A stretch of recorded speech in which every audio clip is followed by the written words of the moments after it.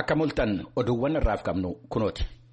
Walga'ii gamtaa Afrikaa marsaa 40ffaa irratti kan hirmaatan ministeeronni dhimma alaa biyyoottan Afrikaa Finfinnee galuu akka jalqaban dubbi himaan ministeera dhimma alaa Itiyoophiyaa Ambaasaadder Diinaa Muftii VOA'tti himaniiru. Walga'iin hooggantoota biyyoottan Afrikaa guraandhala 4 bara 2022 Finfinneetti jalqabamu adda dureedhaan waa'ee midhaan nyaataa Afrikaa gahaa ta'e, waa'ee dandeettii namaa guddisuu, waa'ee misooma hawaasaa fi diinagdee irratti akka mari'atu himameera. Dhimmi nageenyaa ardichaa ijoo dubbii isa tokko akka ta'u kan himan Ambaasaadder Diinaan dhimmi COVID-19 dhimmoottan xiyyeeffannaan itti kennamu keessaa tokko akka ta'e ibsuu isaanii gabaasni Kennedy Abaate eereera.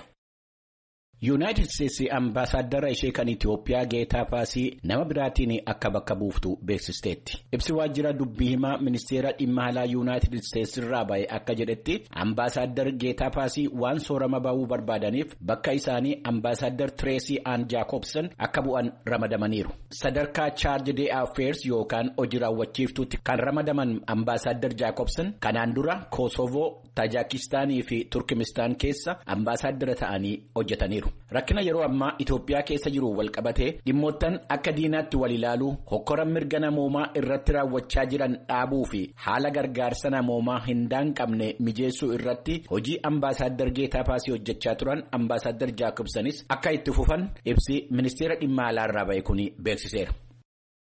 Dhaabbata mootummoota gamtoomaniitti dhimma daa'immanii irratti kan hojjetu UNICEF ibsa har'a baaseen akka jedhetti Itiyoophiyaa keessatti bakkeewwan waggaa 3 darbanii fi roobni gahaan hin roobnetti namoottan miiliyoonii 6 fi qabxii 8 akka rakkinaaf saaxilaman ibseera. Itoophiyaatti bakka bu'aa UNICEF kan ta'an Jaanfiraanko Rootigliyaanoo akka jedhanitti sababa balaa kanaatiin naannoo Somaalii fi Oromiyaa daa'imman 200,000 fi 25,000 midhaan nyaataa qaama isaanii jabeessuu dhabuudhaan akka miidhamaa jiran. Dubartoonni ulfaa fi harma hoosisan 100,000 ta'an gargaarsa midhaan nyaataa hatattamaa akka barbaadan beeksisaniiru. Bara 2022 keessatti ijoolleewwan 800 fi 50,000 naannoo Affaar, Somaalii, Oromiyaa fi naannoo sabaa fi sablammii kibbaa keessatti akka hir'ina midhaan nyaataa gahaadhaa fi saaxilaman kan ibse UNICEF naannoo gammoojjii Oromiyaa fi Somaalii keessatti barattoonni 100,000 fi 55,000 barumsa akka dhaaban himeera.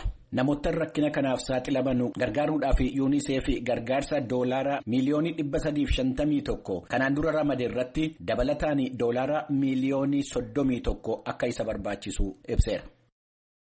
Mootummaan Maalii Ambaasaaddarri biyya Firaansii sa'aatii 72 keessatti kaleessa ajaja kennuusaa beeksiseera. Mootummaan Maalii Ambaasaaddarri Firaansi Jo'eel Meer akka biyya isaa gallakkisanii ba'an kan ajaje hanga'oonni mootummaa Firaansii dhimma Maalii irratti yaada hadhaawaadhaa fi dal'ansiisaa kennaniiru jechuudhaan. Ministeerri dhimma alaa Firaansii Jean-Yves Le Drian mootummaa loltootaa isa yeroo ammaa Maalii bulchaa jiru ilaalchisuudhaan yaada kennaniin mootummaa fudhatama hin qabnee fi tarkaanfii itti gaafatamummaa hin qabne kan fudhatudha jedhanii erga qeeqanii booda mootummaan isaan juuntaa jedhanii waaman to'annoodhaa ala jechuun isaanii gabaasameera. Ministeerri dhimma alaa Firaansi kaleessa akka jedhetti ambaasaadarichi akka biyya isaaniitti deebi'an waamamuu isaanii ibseera. Torban darbe mootummaan Maalii nageenya kabachiisuudhaaf jechuudhaan eeyyama malee biyyattii kan seene waraana biyya Deenmaark akka daangaa biyyattii gallakkisee ba'u ajaja kennuusaa hordofuudhaan biyyi Deenmaark Firaansii wajjiniin akka dhaabbattu ibsi ministeera dhimma alaa biyyattii irraa ba'e beeksiseera. Mootummaan Maalii yeroo ammaa Asiim Gooyitaan hoogganamu hagayya bara 2020 fonqolchaan aangoo qabate akka filannoodhaan dabarsee kennu dhiibbaan irratti taasifamus amma bara 2026tti filannoo akka hin taasifne ibseera. Kanaafis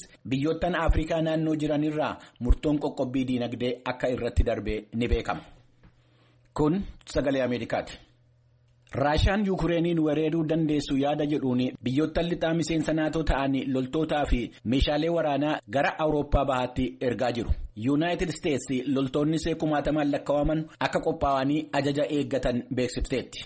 Akka gabaasni Henry Ridgewell VOA'dhaaf qopheesse jedhutti miseensa naatoo kan taate biyyi Deenmaark xiyyaara waraanaa F-16 jedhaman 4 biyya Luutiniyaa keessa qubachiisuudhaan daangaa qilleensaa biyyoottan naannoo Baaltiik jedhamanii beekaman eeguu irratti hirmaachaa jiru. Firaansi loltoota ishee Roomaaniyaa keessatti kan bobbaafte yommuu ta'u, Ispeen, Niizerlaandii fi Jarman akka itti yaadaa jiran gabaasameera. Ingilaand meeshaalee farra taankii ta'an Yuukireeniif erguu ishee beeksifteetti. Raashaan daangaa Yuukireen irratti waraana 100,000 lakkaa'aman kuusachuu isheetiin alatti loltoota 10,000 lakkaa'aman hirmaachisuudhaan biyya Beellaaruusii wajjiniin shaakallii waraanaa taasisuudhaaf karoorfattee akka jirtu gabaasameera. Dhimma Raashaa fi Yuukireen irratti manni maree nageenyaa dhaabbata mootummoota gamtoomanii erga marii taasisee booda ministeerri dhimma alaa Yuunaayitid Isteetsi Antoonii Biliinkenii fi ministeerri dhimma alaa Raashaa Sarjee Laavrov guyyaa har'aa bilbilaan mari'achuudhaaf walbeellamuun isaanii ibsameera. Pireezidaantii Yuunaayitid Isteetsi Joo Baayiden yaaliin dippiloomaasii akka dursuu qabu ibsanii Yuukireen keessatti maal iyyuu raawwatu biyyi isaanii qophooftuu ta'uu ishee dhaadataniiru. Dhimma kana irratti oduu booddee gabaasa dabalataa qabna.